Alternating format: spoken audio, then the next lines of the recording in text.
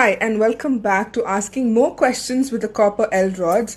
We've asked a bunch of questions for now, and we've gotten amazing answers. Some of them are a bit scary, but then I think we will know more when we ask more questions. And now we're going to start with new questions from other people who've asked me these questions about the spirit world, and I think this is going to be an interesting one as well. So let's start with questions from Rajalakshmi. I've already asked the Elrods if what is yes and what is no for them.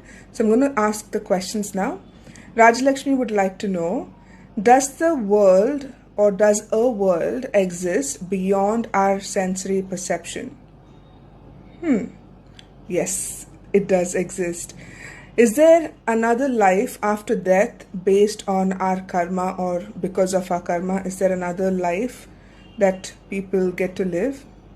Yes, and it's also what I do. I do past life regressions, so I know for sure that past lives and other lives exist.